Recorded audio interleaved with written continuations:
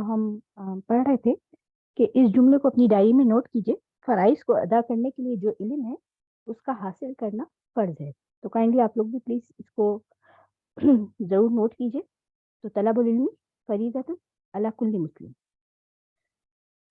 कि हर मुसलमान पर फर्ज है कौन सा इल्म हासिल करना, जो कुरान और सुन्नत का इल्म। ठीक, अल्हम्दुलिल्लाह। इसके बाद इस दुआ को याद किया आप लोगों ने? बैतुल खला में जाते वक्त की जो दुआ थी, मुझे उम्मीद है कि आप सब लोग को आती होगी पहले से और मोर कॉन्शियस होंगे और इसको सीखेंगे इंशाल्लाह। अगर कमीज या गाउन के बाजू, गाउन जो होता है बाजू टाइट है और कोहनी तक ऊपर नहीं चढ़ रहे हैं, तो क्या वुजू करते हुए बाजू पर मसा करना काफी है? हदीस से क्या पता चलता है? नो, ठीक है, काफी नहीं है। हमारे पास जो हदीस थी वो मुगीरा बिन शुअबा रदी अल्लाह ताला अन्हु की थी कि मैं नबी सल्लल्लाहु अलैहि वसल्लम के हमरा किसी सफर में था। आप सल्लल्लाहु अलैहि वसल्लम ने फरमाया, ए मुगीरा पानी का बर्तन पकड़ लो। मैंने बर्तन पकड़ लिया तो रसूलुल्लाह सल्लल्लाहु अलैहि वसल्लम बाहर गए, यहाँ तक कि आप सल्लल्लाहु अलैहि वसल्लम मेरी निगाहों से ओझल हो गए। फिर आपने कज़ाए हाजत की और उस वक्त आप शामी जुब्बा पहने हुए। आपने उसकी आस्तीन से अपना हाथ बाहर निकालना चाहा क्योंकि वो तंग थी, इसलिए आपने अपना हाथ उसके नीचे से निकाला। फिर आपने उस पर पानी डाला। फिर आपने नमाज के लिए वुजू किया, अपने मोज़ों पर मसा किया, फिर नमाज पढ़ी। ठीक है। तो मसा नहीं किया जा सकता आस्तीन के ऊपर। दौरान नमाज मर्दों के कंधों के हवाले से क्या हुक्म? क्या होने चाहिए मर्दों के कंधे? ढांपे होने चाहिए, दोनों कवर कंधे होने, कवर होने चाहिए। गुड, कवर होने चाहिए। कवर होने चाहिए। रसूलुल्लाह सल्लल्लाहु अलैहि वसल्लम ने फरमाया कि किसी शख्स को भी एक कपड़े में नमाज इस तरह नहीं पढ़नी चाहिए कि उसके कंधों पर कुछ ना हो। खिमार कौन से कपड़े को कहते हैं?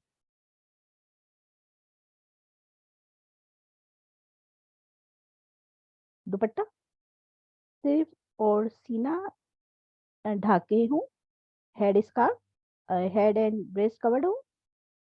जी ठीक है। खिमार वो कपड़ा जो सर ढांकता है, खिमार वो कपड़ा होता है जो सर से सीने तक जाता है। दुपट्टा और ओढ़नी वगैरह। गुड। औरतों के बारीक लिबास के पहनने के बारे में नबी सल्लल्लाहु अलैहि वसल्लम ने क्या फरमाया?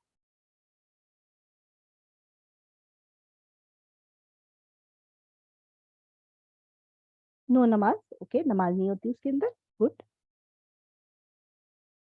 नमाज नहीं होती। गुड। हम देखते हैं हमारे पास जो हदीस है कि औरतों का बारीक लिबास, रसूलुल्लाह सल्लल्लाहु अलैहि वसल्लम ने फरमाया, मेरी उम्मत के आखिरी जमाने में लोग कजावों की तरह की जीनों पर सवार होंगे। वो मसाजिद के दरवाजे पर उतरेंगे। उनकी औरतें लिबास पहनने के बावजूद नंगी होंगी। उनके सर कमजोर भुखती ऊंटों के कोहानों की तरह होंगे और ऐसी औरतें मलून हैं, यानी उन पे लानत फरमाई। उन पर लानत करना, अगर तुम्हारे बाद कोई और उम्मत होती तो तुम्हारी औरतें उसकी खिदमत करती जैसा कि तुमसे पहले वाली उम्मतों की औरतों ने तुम्हारी खिदमत। तो वो मलून है, उन पर लानत भी। नमाज में औरतों और मर्दों के टखनों के बारे में क्या हुक्म है? औरतों के कवर होने चाहिए और मर्दों के नंगे होने चाहिए। ठीक, औरतों के कवर होना जरूरी है। औरतों के लिए टखने यानी एंकल्स छुपाना लाजिम है। मर्द के टखने ढके नहीं होने चाहिए। आगे चलते हैं। नमाज मोमिनों पर औकात की पाबंदी के साथ फर्ज है, दलील दीजिए। और पीछे हम ये पढ़ चुके हैं कई दफा इसकी दलील ना, सूरत जो आई थी, सूरत आयत। अन-निसा की 1 से 3 तक मैंने पाया। ठीक है, तो 103, इन्न सलाता कानत अलल मोमिनीना किताबम मौकूता। सूरह निसा 103, बिलाशुबह नमाज हमेशा से ईमान वालों पर ऐसा फर्ज है जिसका वक्त मुकर्रर किया गया है। क्या फर्ज नमाज का वक्त शुरू होने से पहले नमाज पढ़ी जा सकती है? नहीं, नहीं पढ़ी जा सकती। ठीक है, तो इसकी भी हमारे पास दलील मौजूद थी। नहीं पढ़ी जाएगी। शेख इब्ने उसैमीन से सवाल किया गया कि ऐसी नमाज के बारे में क्या हुक्म है जो उसके वक्त आने से पहले पढ़ ली जाए। उन्होंने जवाब दिया कि वक्त शुरू होने से पहले नमाज पढ़ना किफायत नहीं करता, یعنی کافی نہیں. اگر انسان وقت سے پہلے تکبیر تحریمہ کہہ دے تو بھی نماز درست نہیں ہوگی. جو نماز وقت سے پہلے ادا کی جائے گی ایسی نماز کو لوٹانا واجب ہوگا یا قضا پڑھے اور اللہ ہی توفیق دینے والے. ٹھیک ہے. پھر آگے بھی ہم نے مزید اس کے بارے میں جانا تھا کہ جو نماز وقت سے پہلے پڑھ لی جائے وہ نماز درست نہیں ہوگی. نو نماز if time not started. Yes sister رفت, گڈ, ماشاء اللہ تبارک اللہ. کیا سفر میں نماز میں جمع تقدیم و تاخیر کی رخصت ہے؟ جی ٹھیک ہے, بالکل ہے. ٹھیک ہے. سسٹر زینب, سسٹر ناہید, سسٹر ناز, سسٹر رفت, سسٹر شاہدہ نسرین, گڈ, اللہم بارک. سندس, الحمدللہ, سب نے صحیح جواب دیے. ہما بھی آ گئی الحمدللہ. اور ٹھیک ہے, آگے چلتے ہیں.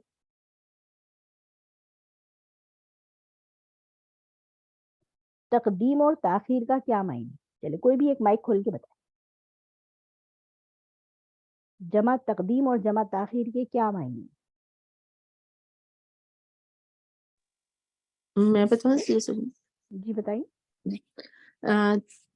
تقدیم کے مطلب وقت سے پہلے جیسے پڑھنا ہے, جیسے ظہر اور عصر جو ہے وہ ظہر کے وقت پڑھ لی جائے, اور مغرب اور عشاء مغرب کے وقت پڑھ لی جائے. اور تاخیر کا مطلب ہے کہ جیسے ظہر اور عصر کے وقت پڑھی جائے اور مغرب اور عشاء کے ٹائم پڑھی جائے. ہاں, یہ وقت سے پہلے کی بات جو ہے نا وہ ٹھیک نہیں ہے. یہ والا جملہ تھوڑا سا نکال دیں. ٹھیک ہے, وقت سے پہلے نہیں, بس ہم جب تقدیم اور تاخیر کر رہے ہیں تو اس کا یہ مطلب ہی یہی ہے کہ ظہر اور عصر ظہر کے وقت پڑھنا, مغرب اور عشاء کو مغرب کے وقت پڑھنا. کیونکہ وقت سے پہلے تو ہم نماز صرف سفر میں یہ جائز ہے, ورنہ اگر ہم آگے ہم جو حدیث پڑھی تھی اس میں وقت سے پہلے نماز پڑھنا جائز نہیں ہے, وقت کے اندر پڑھیں گے. لیکن سفر میں جب ہم کر رہے ہوتے ہیں تو وہاں پر ظہر و عصر کو ظہر کے وقت پڑھنا, مغرب و عشاء کو مغرب کے وقت پڑھنا, یہ تقدیم کہلائے گا. اور تاخیر کیا ہے؟ ظہر اور عصر کو عصر کے وقت پڑھنا, مغرب اور عشاء کو عشاء کے وقت پڑھنا. چلے آگے چلیں ہم لوگ, ایک ٹاپک اور کور کریں. ہمارے پاس ٹائم ہے, کیا خیال ہے آپ لوگوں کا؟ 1 ٹائپ کریں. ٹھیک ہے, اللہ چلیں انشاءاللہ ہم لوگ چلتے ہیں.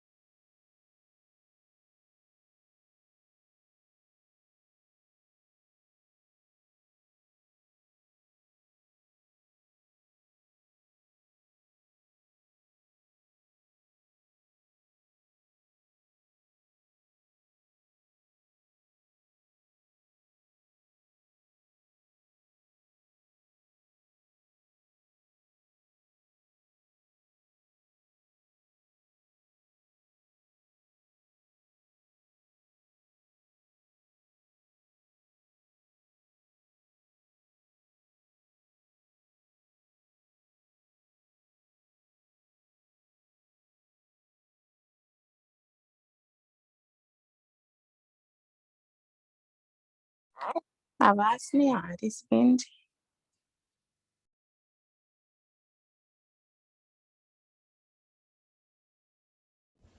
میں سوچتی ہوں کہ اگر ہم اپنے بچوں اور بچیوں دونوں کو پراپر نماز کا طریقہ بچپن سے ہی سکھا دیں, جب وہ ابھی 7 سال کے ہیں, 7 سے 10 سال میں پورا. نمبر 8 قبلہ رخ ہونا, قبلے کی طرف منہ کرنا جو فرض نماز قبلہ رخ سے ہٹ کر پڑتا ہے, جبکہ اسے قبلہ رخ ہونے پر قدرت حاصل تھی, تو اس پر تمام علماء کا اجماع ہے کہ اس کی نماز باطل ہے. تمام علماء, کسی فقہ میں کوئی فرق نہیں. ٹھیک ہے. قرآن مجید میں قبلے کی طرف رخ کرنے کا حکم آتا ہے. قد نرى تقلب وجهك في السماء فلنولينك قبلة ترضاها فول وجهك شطر المسجد الحرام وحيث ما كنتم فولوا وجوهكم شطره وَإِنَّ الَّذِينَ أُوتُوا الْكِتَابَ لَيَعْلَمُونَ أَنَّهُ الْحَقُّ مِنْ رَبِّهِمْ وَمَا اللَّهُ بِغَافِلٍ عَمَّا يَعْمَلُونَ. میں سوچتی ہوں کہ اگر ہم اپنے بچوں اور بچیوں دونوں کو پراپر نماز کا طریقہ بچپن سے ہی سکھا دیں. جب وہ ابھی 7 سال کے ہیں، 7 سے 10 سال میں پورا یہی سارا کچھ تھوڑا تھوڑا تھوڑا کر کے، اور نماز کی فرضیت اور اس کی اہمیت اور فضیلت اور فائدے اور نہ پڑھنے کے نقصان سب چیزوں کا بھی ان کو علم ہو جائے. تو جب وہ بالغ ہوں گی تو آپ کو پیچھا نہیں کرنا پڑے گا کہ تم ایسا کپڑا پہنو اور ایسا نہ پہنو. ان کے اپنے اندر ایک میزان ہوگا کہ میں ایسا لباس کیوں پہنوں کہ جس سے میری نماز ہی نہیں ہوتی. اور نماز کا سوال تو سب سے پہلے ہوگا، اور نہ پڑھنے پر پکڑ ہوگی. اگر ایک نماز وضو کے بغیر پڑھی تو کوڑا پڑا، تو جو پڑھے ہی نہ اور شرائط پوری نہ کر کے پڑھیں تو پھر کہاں کھڑے ہیں ہم. یقیناً ہم تمہارے چہرے کا بار بار آسمان کی طرف پھرنا دیکھ رہے ہیں، تو ہم تمہیں اس قبلے کی طرف ضرور پھیر دیں گے جسے تم پسند کرتے ہو. سو اپنا چہرہ مسجد حرام کی طرف پھیر لو، اور تم جہاں بھی ہو سو اپنے چہرے اس کی طرف پھیر لو. اور تم جہاں سے نکلو اپنا چہرہ مسجد حرام کی طرف پھیر لو، اور تم جہاں کہیں ہو سو اپنے چہرے اس کی طرف پھیر لو، تاکہ لوگوں کے پاس تمہارے خلاف کوئی حجت نہ رہے سوائے ان کے جنہوں نے ان میں سے ظلم کیا ہے. سو ان سے مت ڈرو اور مجھ سے ڈرو، تاکہ میں اپنی نعمت تم پر پوری کر دوں اور تاکہ تم ہدایت پاؤ. حدیث میں آتا ہے نبی صلی اللہ علیہ وسلم نے فرمایا، جب تم نماز کے لیے کھڑے ہو تو پہلے اچھی طرح وضو کرو، پھر قبلہ رو ہو کر نماز کے لیے تکبیر کہو. یعنی یہ نہیں کہ باتیں کرتے کرتے آدھے ادھر آدھا منہ ادھر اللہ اکبر کہہ کے سیدھے ہو، نہیں، قبلے کی طرف رخ کر لو پھر اللہ اکبر کہو. نبی صلی اللہ علیہ وسلم کا طریقہ وائل بن حجر حضرمی رضی اللہ عنہ سے مروی ہے کہ میں نبی صلی اللہ علیہ وسلم کی خدمت میں حاضر ہوا تو سوچا کہ میں یہ ضرور دیکھوں گا کہ آپ صلی اللہ علیہ وسلم کس طرح نماز پڑھتے ہیں. کہتے ہیں چنانچہ آپ نے قبلے کی طرف رخ کر کے تکبیر کہی اور دونوں ہاتھ کندھوں کے برابر بلند کیے، یعنی نماز کے آغاز میں کندھوں کے برابر. سفر میں بھی فرض نماز کے لیے قبلہ رخ ہونا ضروری ہے. جابر بن عبداللہ رضی اللہ عنہ سے مروی ہے، کہتے کہ رسول اللہ صلی اللہ علیہ وسلم اپنی سواری پر نماز پڑھ لیتے تھے، وہ جس طرف بھی لے جا رہی ہوتی، لیکن جب آپ فرض نماز پڑھنے کا ارادہ فرماتے تو سواری سے اترتے اور قبلہ رو ہو کر نماز پڑھتے. یہ جملہ بے حد ضروری ہے. اپنے پاس یہ صحیح بخاری کی حدیث کا نمبر بھی 400 لکھ لیجئے، اور اس بات کو بھی لکھ لیجئے کہ جب آپ فرض نماز پڑھنے کا ارادہ فرماتے تو سواری سے اترتے اور قبلہ رو ہو کر نماز پڑھتے. اب اس میں پھر ایک ایکسیپشنل کیس آ جاتا ہے، اور وہ ہے جہاز پہ سفر کرنا. کیونکہ گاڑی تو آپ روک لیں گے، گاڑی سے تو آپ اتر جائیں گے، سائیکل بھی روک لیں گے، باقی چیزیں بھی روک لیں گے، لیکن جہاز نہیں روک سکتے، وہ آپ کے کنٹرول میں نہیں. تو پھر آپ نے کیا کرنا ہے؟ اس وقت تو آپ اسی میں ہی پڑھیں گے، لیکن ادروائز فرض نماز کے لیے اتر کر گاڑی روک کے جمع کر لیجئے. لیکن چلتی گاڑی میں سوائے شدید مجبوری کے کہ مثلا آپ بس پہ سفر کر رہے ہیں اور بس والے روک ہی نہیں رہے، فجر کی نماز جا رہی ہے، اس کو تو کسی اور کے ساتھ جمع بھی نہیں کر سکتے. نہ آپ تہجد کے وقت فجر پڑھ سکتے ہیں، نہ آدھی رات فجر پڑھ سکتے ہیں، اور سورج نکلنے کے بعد بھی نماز قضا ہو جائے گی، اس وقت بھی نہیں پڑھ سکتے. تو وہ ایک لمیٹڈ سا ٹائم ہے، اور نہ بس روکنے کے لائق ہیں آپ اور نہ جہاز روکنے کے لائق. اب آپ اسی کے اندر ہی پڑیں گے. ادروائز اگر آپ خود ڈرائیو کر رہے ہیں تو روک کے نیچے اتر کے پھر نماز پڑھیں گے. ہاں اگر کوئی دشمن کا خوف ہے، کسی جنگلی جانور کا خوف ہے، یا کوئی ایسی جگہ ہے کہ جہاں پر آپ، تو پھر ایکسیپشنل کیس ہو جاتا ہے. بھول کر یا غلطی سے قبلے کی طرف نماز نہ پڑھنے کا حکم. اچھا بعض اوقات ایسا ہوتا ہے نا، آپ کسی کے گھر جاتے ہیں اور وہ آپ کو قبلے کا رخ ہی نہیں بتاتے، یا غلطی سے جا نماز ہی الٹی ڈال کے چلے جاتے ہیں ایکسائٹمنٹ میں، کہ کوئی سب ہو چکا ہے میرے ساتھ. اب وہ تو نکل گئے کمرے سے، اب آپ کہاں سے آوازیں دیں ان کو؟ اب آپ نماز شروع کر دیتے ہیں. جب وہ پڑھ چکتے ہیں تو کہتے ہیں سوری یہ تو غلطی ہو گئی. تو اب کیا کریں؟ ایسے شخص کا کیا حکم ہے جو کسی دوسرے علاقے میں جائے اور بھول کر قبلہ رخ ہونے کی بجائے کسی اور سمت میں نماز ادا کر لے، حالانکہ وہ قبلے کا رخ جانتا بھی ہو، اور پھر نماز کا وقت فوت ہونے سے پہلے یاد آ جائے، یعنی ابھی نماز کا ٹائم ہے تو اس کا کیا حکم ہے؟ ٹائم گزر گیا تو گزر گیا، لیکن ابھی ٹائم ہے تو پھر کیا ہو؟ جواب: جو شخص اپنی کوتاہی کی وجہ سے، یعنی غفلت کی وجہ سے قبلہ رخ ہونے کی بجائے کسی اور سمت میں نماز ادا کر لیتا ہے، یعنی پوچھتا ہی نہیں کسی سے، کنفرم ہی نہیں کرتا، جاننے کی کوشش ہی نہیں کرتا، اور نہ ہی قبلے کی سمت واضح کرنے والی چیزوں کو بروئے کار لاتا ہے، تو پھر وہ دوبارہ نماز پڑھے گا، کیونکہ استطاعت ہوتے ہوئے، یاد رکھیے انڈر لائن، استطاعت ہوتے ہوئے، یعنی بس میں تھا، ہمت میں تھا، کنٹرول میں تھا۔ نماز میں قبلہ رخ ہونا نماز کے صحیح ہونے کے لیے شرط ہے، یہ شرط ہے، اور شرط نہ رہی تو نماز نہیں ہوگی، یعنی شرط پوری نہ کی تو نماز نہیں ہوگی، تو اس کے لیے دوبارہ نماز ادا کرنا لازم ہے۔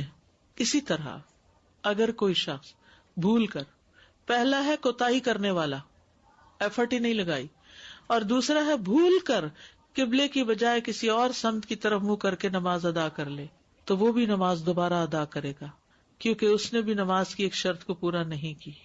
قبلے کی شرط کب ساقط ہوتی ہے، کب قبلے کا لحاظ نہیں رکھنا، وہ ابھی میں بات کرتی ہوں، لیکن اس کو آپ دیکھیے کوتاہی کیا ہے۔ مثلاً ہم ابھی پچھلے سفر میں کہیں گئے باہر، تو نماز کا وقت آ گیا، ہم ایک پارک میں تھے، ہم نے کہا نماز پڑھ لیتے ہیں یہاں پر۔ اس دن سورج نکلا ہوا تھا، تو ہمارے ساتھ کچھ خواتین تھیں، وہ کہنے لگی کہ ہماری امی کہتی ہیں کہ جب سورج اس جگہ پر ہو تو پھر اس سے 2 ہاتھ ادھر کر کے ظہر پڑھ لیتے ہیں۔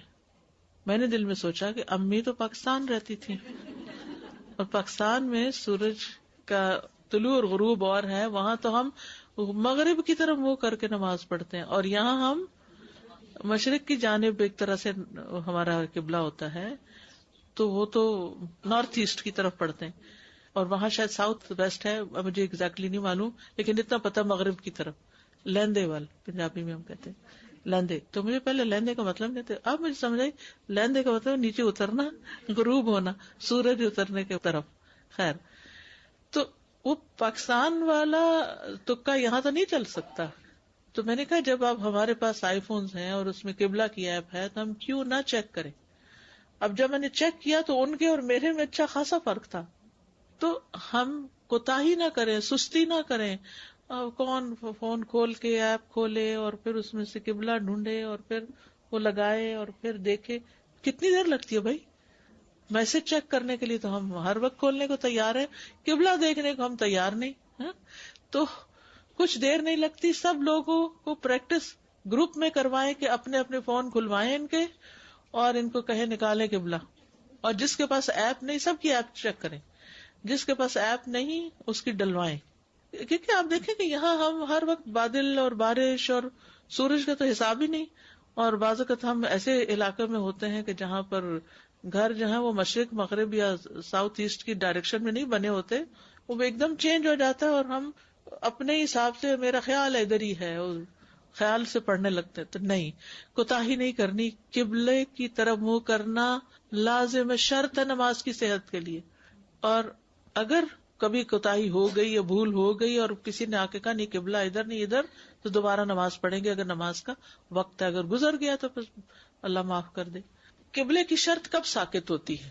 نمبر 1، مریض کے لیے رخصت ہے، کیونکہ اس کے لیے تکلیف ہے، تو الضرورات تبیح المحظورات، ٹھیک ہے، تو مریض کے لیے رخصت ہے۔ جب کوئی شخص استقبال قبلہ سے عاجز ہو، مثلا مریض جو اپنا چہرہ قبلہ رخ نہ کر سکتا ہو، چہرہ قبلہ رخ نہ کر سکتا ہو، گردن اکڑی ہوئی ہے، مشینیں لگی ہوئی ہیں، وہ آپ ہسپتال میں سب کچھ الٹا دیں گے۔ کچھ جگہوں پہ تو ہم کر بھی رہے تھے۔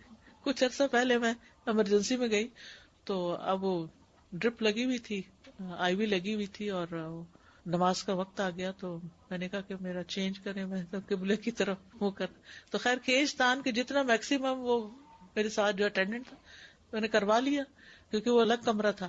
اب اگر وارڈ میں ہیں آپ تو آپ کس طرح کروائیں گے؟ آپ سارے مریضوں کو مشکل میں ڈالیں گے، امپاسبل ہوتا ہے بعض اوقات کچھ بھی چینج کرنے، کیونکہ چھوٹی چھوٹی جگہیں ہوتی ہیں اور بیڈ کے ساتھ کئی اور لوازمات ہوتی ہیں، تو آپ چینج نہیں کر سکتے۔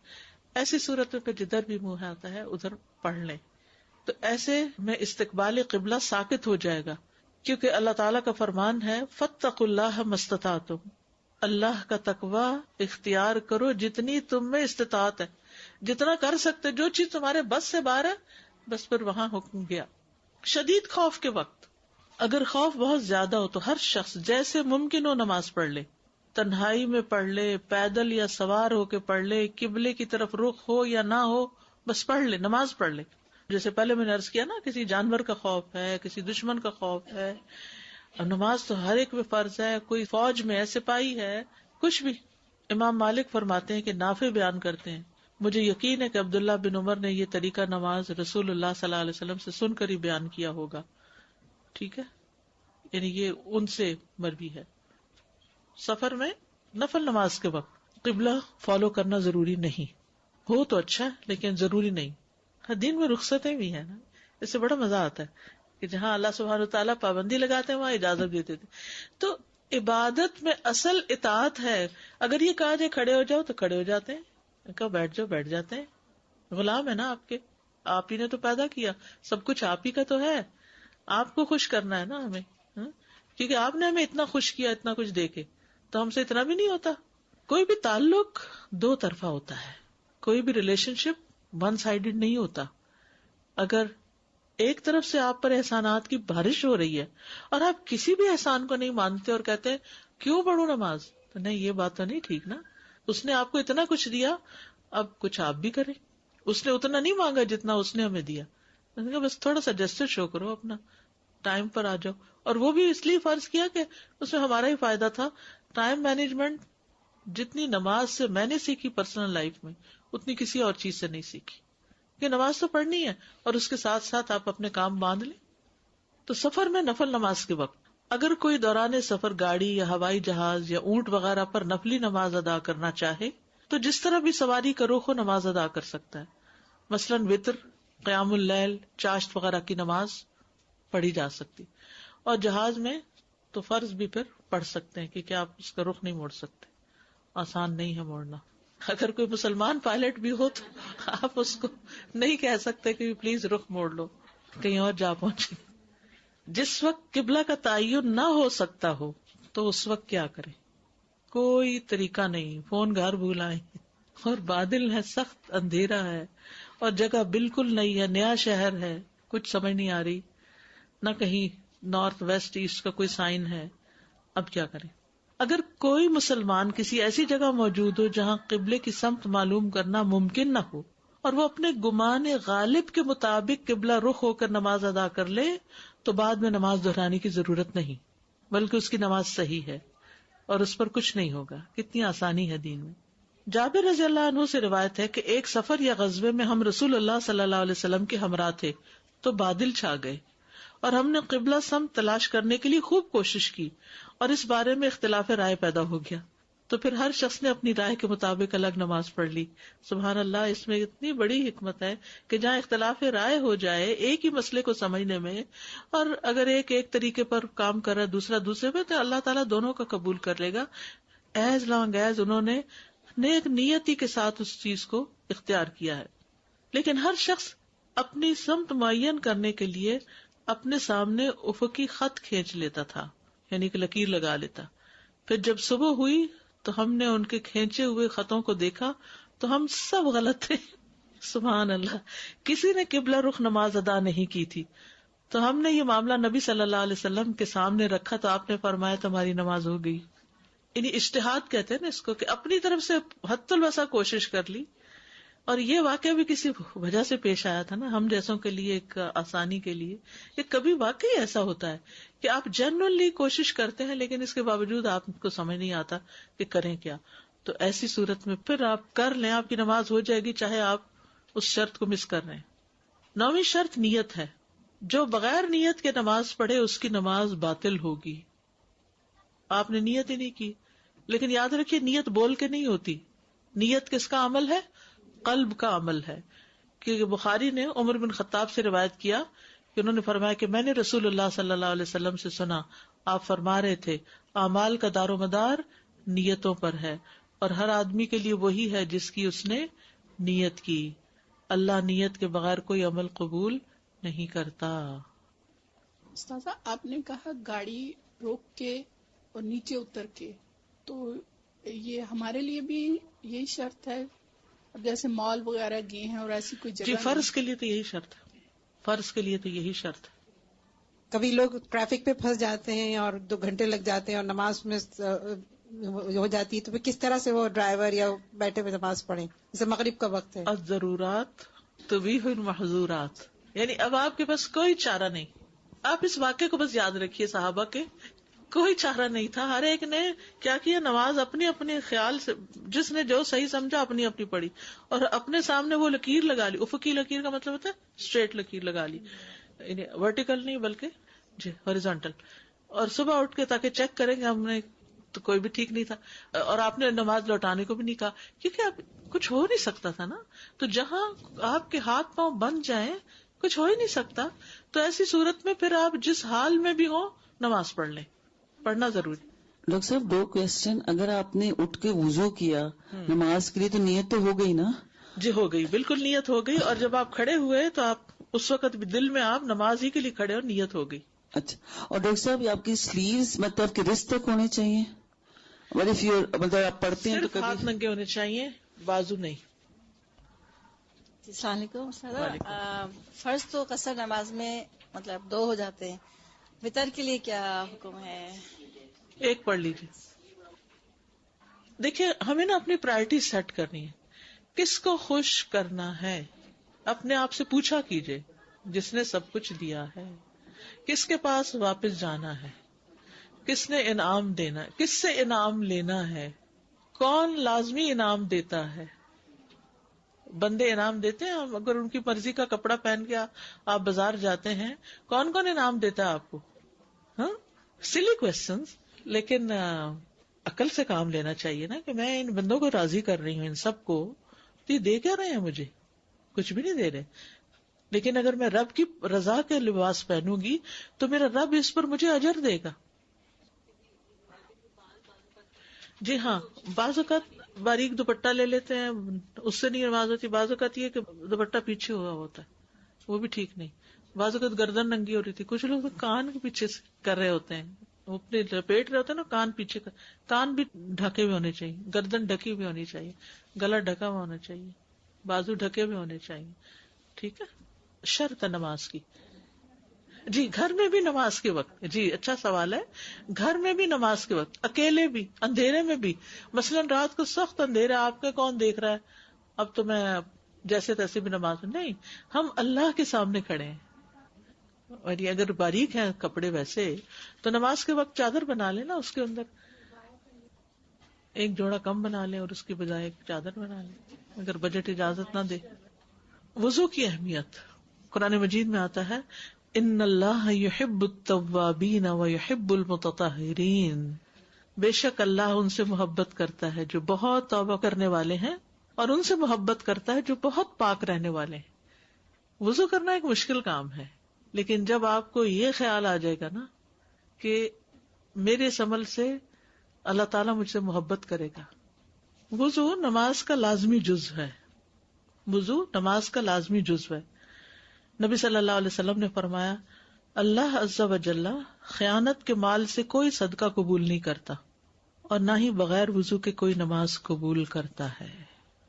ابو ہریرہ سے روایت ہے کہ رسول اللہ صلی اللہ علیہ وسلم نے فرمایا، جس کا وضو نہیں اس کی نماز نہیں، جس کا وضو نہیں اس کی نماز نہیں. ابو ہریرہ رضی اللہ عنہ سے مروی ہے کہ نبی صلی اللہ علیہ وسلم نے فرمایا، اللہ تم میں سے کسی ایسے شخص کی نماز قبول نہیں کرتا جو بے وضو ہو یہاں تک کہ وہ وضو کر لے. حدیث ہے، مفتاح الصلاۃ الطہور، طہارت نماز کی چابی ہے، یعنی اس سے شروع ہوتی ہے نماز. حدیث ہے، وضو کی حفاظت مومن کے سوا ہرگز کوئی نہیں کرتا، یعنی یہ ایمان کی علامت ہے. وضو پر محافظت ایمان کی علامت ہے. ابن عمر اپنے والد رضی اللہ عنہما سے اور وہ نبی صلی اللہ علیہ وسلم سے جبریل علیہ السلام کے سوال کے بارے میں روایت کرتے ہیں جو انہوں نے اسلام کے بارے میں کیا تھا. تو آپ نے فرمایا، اسلام یہ ہے کہ تم گواہی دو کہ بے شک اللہ کے سوا کوئی معبود نہیں، اور بے شک محمد صلی اللہ علیہ وسلم اللہ کے رسول ہیں، اور یہ کہ تم نماز قائم کرو اور زکوٰۃ دو اور حج اور عمرہ کرو اور جنابت سے غسل کرو، یعنی ناپاکی سے، اور یہ کہ مکمل طریقے سے وضو کرو، اور تم رمضان کے روزے رکھو. جبریل نے کہا، بس جب میں ایسا کروں تو کیا میں مسلمان ہوں گا؟ آپ نے فرمایا ہاں. جبریل نے کہا، آپ نے سچ کہا. تو ایک روایت میں وضو کا ذکر بھی آتا ہے. آغاز وحی میں جو آپ کو تعلیم دی گئی اس میں کیا تھا؟ یعنی بالکل وحی کے آغاز میں کہ جبریل آپ کے پاس آئے، انہوں نے آپ کو وضو اور نماز کا طریقہ سکھایا. جب وضو سے فارغ ہوئے تو پانی کا ایک چلو لیا اور اس کے ساتھ اپنی شرنگاہ پر چھینٹے مارے. نبی صلی اللہ علیہ وسلم کا ہر نماز کے لیے وضو کرنا. آپ ہر نماز کے لیے نیا وضو کرتے؟ راوی کہتے میں نے کہا کہ آپ لوگ کس طرح کرتے تھے؟ کہنے لگے ہم میں سے ہر ایک کو اس کا وضو اس وقت تک کافی ہوتا جب تک کوئی وضو توڑنے والی چیز پیش نہ آتی. یعنی نبی صلی اللہ علیہ وسلم نے فتح مکہ کے موقع پر ایک وضو سے کئی نمازیں پڑھی، لیکن نارملی وہ ہر نماز سے پہلے وضو کرتے تھے. اس میں ایک وجہ یہ ہے کہ اللہ تعالیٰ کو پاک صاف رہنے والے پسند ہیں. وضو سے گناہ جڑتے ہیں تو آپ بار بار وضو کر لیتے تھے، ورنہ یہ کہ اگر آپ کا وضو ہے تو آپ اسی وضو سے بھی نماز ادا کر سکتے ہیں. رسول اللہ صلی اللہ علیہ وسلم نے فرمایا اگر میری امت پر مشقت نہ ہوتی تو میں انہیں ہر نماز کے وقت وضو کرنے کا حکم دیتا اور وضو کے ساتھ مسواک کرنے کا. تو مشقت کی وجہ سے لازم نہیں کیا گیا یہ دونوں چیزیں. صحابہ کا اپنے بچوں اور گھر والوں کو وضو کا طریقہ سکھانا.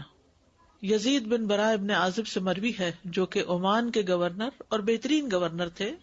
کہتے ہیں ایک دن میرے والد برا نے فرمایا کہ تم سب ایک جگہ جمع ہو جاؤ، میں تمہیں دکھاتا ہوں کہ رسول اللہ صلی اللہ علیہ وسلم کس طرح وضو فرماتے تھے.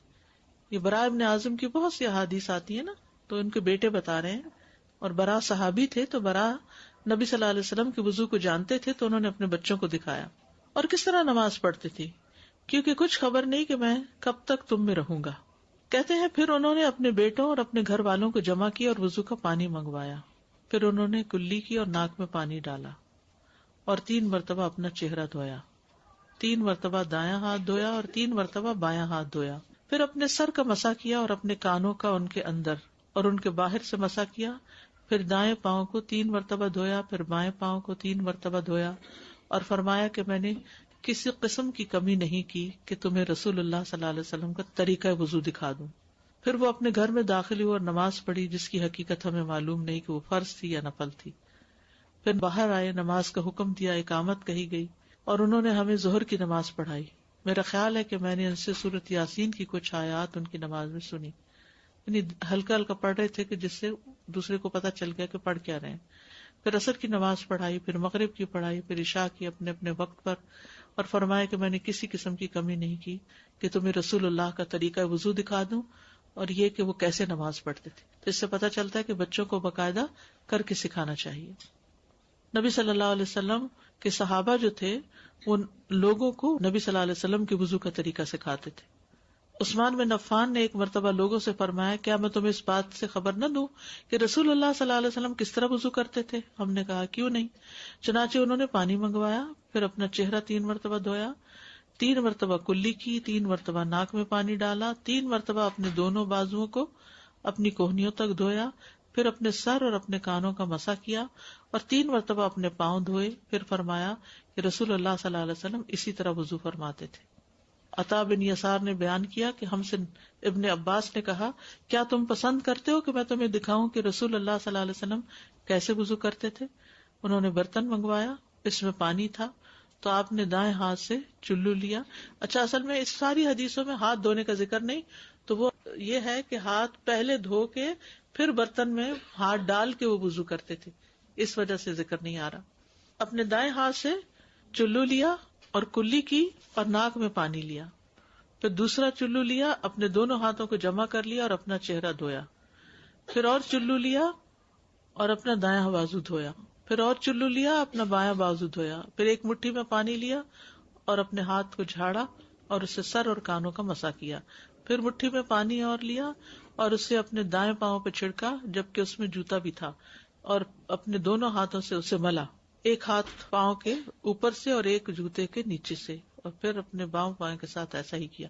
اس کو میں تھوڑا سا اور وضاحت کروں گی.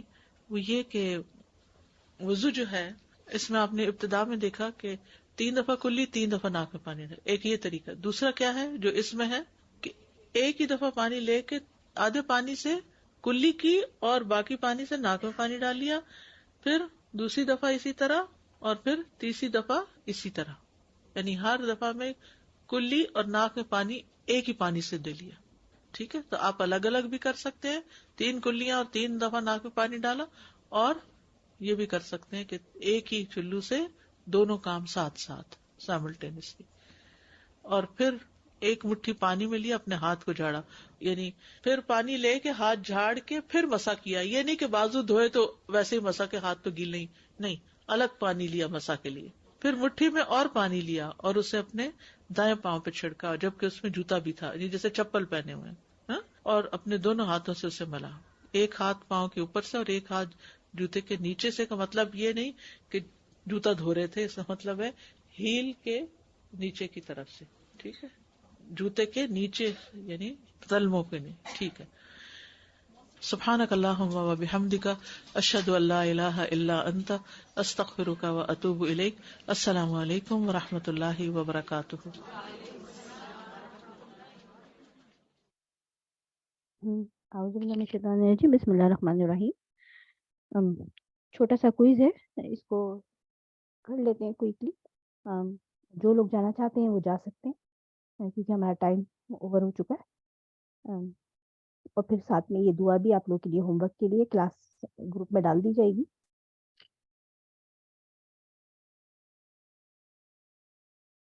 کیا قرآن میں قبلہ رخ ہو کر نماز پڑھنے کا حکم موجود ہے؟ جی ٹھیک ہے, موجود ہے. یہ ہمارے پاس سورہ البقرہ کی آیت نمبر 144 میں موجود ہے. کیا سفر میں بھی فرض نماز کے لیے قبلہ رخ ہونا ضروری ہے؟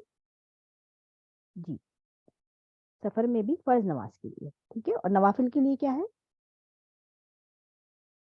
ٹھیک ہے, نوافل سواری پہ کسی بھی رخ پہ پڑھی جا سکتی. اگر غلطی سے قبلہ رخ ہوئے بغیر نماز پڑھ لی تو اس کا کیا حکم ہے؟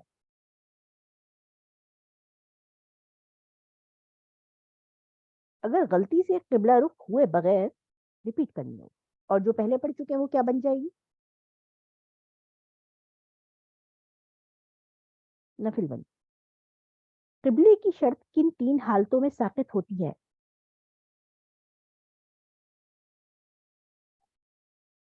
مریض, گڈ. شدید خوف کی حالت میں, ٹھیک ہے.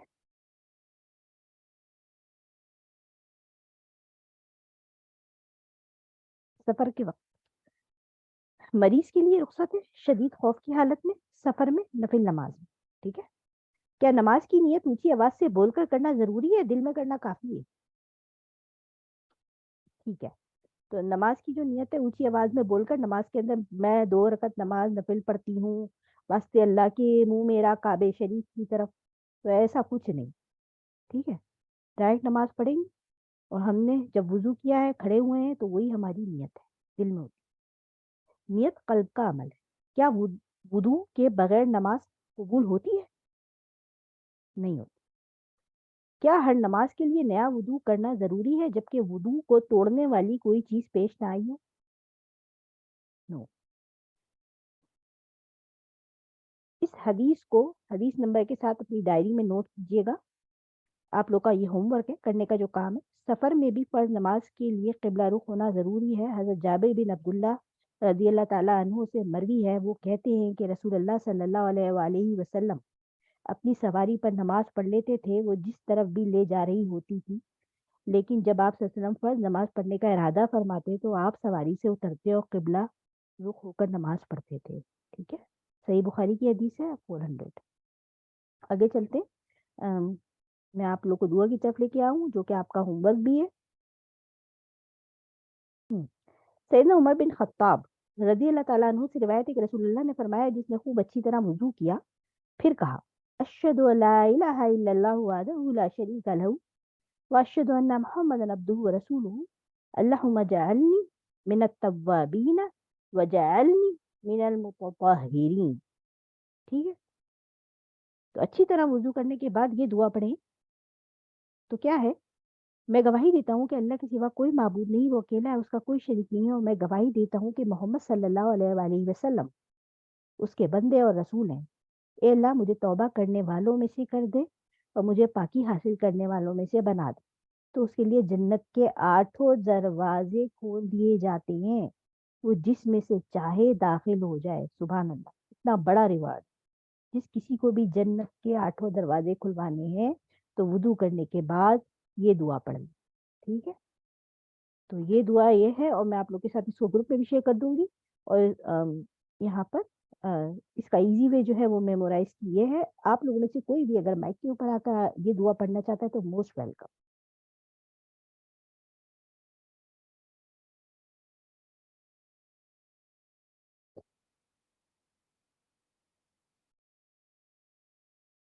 اچھا ٹھیک ہے، پھر مجھے خود ہی بلانا پڑے گا. سسٹر ارم کلاس میں موجود ہیں. جی. سسٹر ارم آپ پڑھیے. أشهد أن لا إله إلا الله وحده لا شريك له وأشهد أن محمدا عبده ورسوله. اللهم اجعل اللهم اجعلني من التوابين واجعلني من المتطهرين. ایک دفعہ پھر اس کو یہاں سے ریپیٹ کریں. اللهم اجعلني من التوابين واجعلني من المتطهرين. گڈ، ماشاء اللہ، تبارک اللہ، الحمدللہ. سارے مدود کا خیال کرتے ہوئے آپ نے اس کو پڑھا ہے. اور یہاں پر بھی یہ جو مد ہے اس کو بھی آپ دیکھ سکتی ہیں. وحدہ لا شریک لہ واشہد ان محمدا عبدہ ورسولہ. ٹھیک ہے، اللہ آپ لوگوں نے یہ دعا یاد کرنی. یہ اس ویک کا آپ کا ہوم ورک ہے انشاءاللہ تھرسڈے تک. اور پھر گروپ میں مارک کرنا ہے. اپنے جو بڈیز آپ لوگوں نے بنائے ہوئے ہیں اپنے بڈیز کے ساتھ ایک دوسرے کو یہ سنانی ہے اور پھر گروپ میں مارک کرنا ہے. اسی کے ساتھ کسی کا کوئی سوال ہے تو وہ مزید کر سکتا ہے. میرا سوال تھا سبھی، وہ استاذہ نے کہا تھا کہ جوڑے میں نماز نہیں ہوتی، تو اس کو ذرا وضاحت کر دیں. کیا ہے وہ یعنی بہت جو اونچا کر کے جوڑا بناتی خواتین اس کے لیے یا ہر طرح کے جوڑے کے لیے؟ جو بہت زیادہ اوپر بختی اونٹوں کے کوہانوں کا سا آیا ہے نا، کہ بختی اونٹوں کے کوہانوں کی طرح اونچے کر کے جو نماز میں بنا لیتی ہیں جوڑے، بند سا بنا لیتی ہیں اوپر، تو اس کے لیے اس میں نماز نہیں ہوگی. لیکن وہ جو پیچھے جیسے ہلکا سا آپ اپنے بالوں کو سمیٹ سا لیتے ہیں پیچھے کی طرف رہے وہ، لیکن سمٹے ہوئے ہیں کیونکہ بہت سے لوگ کے بہت لمبے بال ہوتے ہیں تو وہ چوٹی کی طرح سے پیچھے کو سمیٹ لیتے ہیں تو اٹس اوکے. ٹھیک ہے، ادروائز وہ جو اوپر ایک کوہان سا بختی اونٹوں کے کوہانوں کی طرح سے یوں کھڑا کر لیتے ہیں تو اس کے لیے نہیں، اس میں نماز نہیں. باقی میں پھر کلاس کو کنکلوڈ کروں یہیں پر. کسی کا کوئی سوال؟ الحمدللہ استاذہ جس طرح سے پڑھاتی ہیں وہ آپ کے ذہن میں جو سوال ہوتا ہے وہ اگلے اس کا جواب موجود ہوتا ہے. تو الحمدللہ کوئی ایسی خلش نہیں رہ جاتی. تو الحمدللہ سب کانسیپٹ کلیئر ہو رہا ہے. ٹھیک ہے، چلیں انشاءاللہ. سبحانک اللہم و بحمدک اشہد ان لا الہ الا انت استغفرک و اتوب الیک. السلام علیکم ورحمۃ اللہ وبرکاتہ.